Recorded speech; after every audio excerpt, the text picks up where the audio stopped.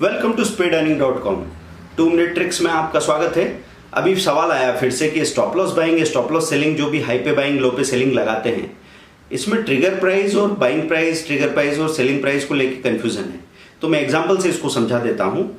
देखिए, जब आप बाय ऑर्डर लगा रहे हैं, मैं ये मानूं कि आप 1020 रुपए का शेयर खरीदना चाह रहे हैं, 1020 रुपया उसका हाई है, तो जब आप बाइंग ऑर्डर लगाएंगे तो 1020 रुपया आपकी ट्रिगर प्राइस हो गई, तो 1020 रुपया 50 पैसा वो आपकी बाइंग प्राइस हो गई।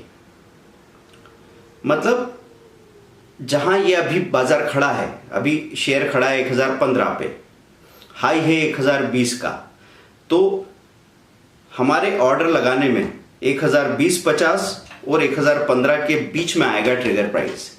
बाइंग के वक्त बीच में आ रहा है। ऐसे सेलिंग के वक्त मैं बात करूं कि 1015 पे खड़ा है, लो उसका 1010 है, अब मुझे सेलिंग करनी है, तो मेरा ट्रिगर कहां होगा? तो उस वक्त भी ट्रिगर प्राइस बीच में आएगा। बीच में आएगा तो कैसे हो जाएगा कि मैंने ऑर्डर टाइप में चुना स्टॉप लॉस और फिर मैं 1010 की सेलिंग लगा रहा हूं, लेकिन ट्रिगर प्राइस बीच में आएगा। इसका मतलब 1010 रुपये 50 पैसे पे सेलिंग रहेगी। अगर आप इसको एक लाइन पे ड्रॉ करें तो आप बड़े आसानी से समझ पाएंगे। आप लिखिए, बीच में सेंटर में 1015 रुपये लिखिए, इधर हाई 1020 लिखिए, इधर लो 1010 लिखिए। तो जब 1020 के बाद आपका 1020 ट्रिगर प्राइस है, लेकिन बाइंग प्राइस उसके आगे है 1020 रुपये 50 पैसे। यहां पे 1010 रुपये 50 पैसे ट्रिगर प्राइस बीच में है, लेकिन सेलिंग प्राइस 1010 पे है।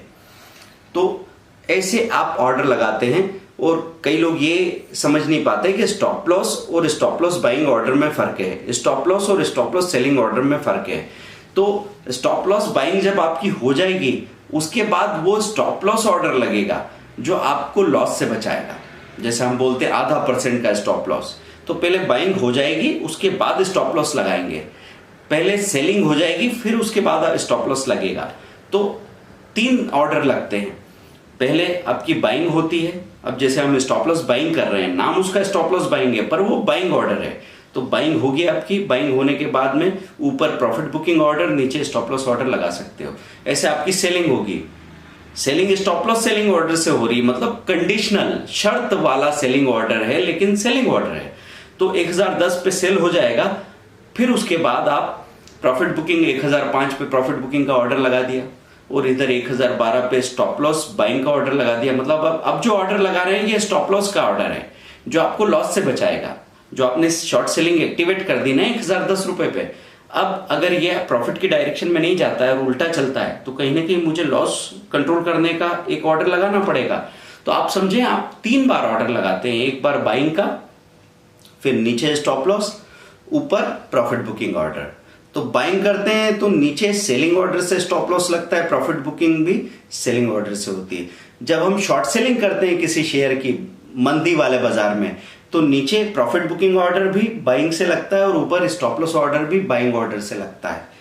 इसको पॉज करके बार बार सुन के और समझने की कोशिश कीजिएगा। डिटेल वीडियो है स्मार्टफोन से ऑडियन ऑपरेशन या ट्रेडिंग सॉफ्टवेयर ऑपरेशन के, उसको ठीक से सुनिएगा, आपको सब समझ में आ जाएगा। Thank you, bye.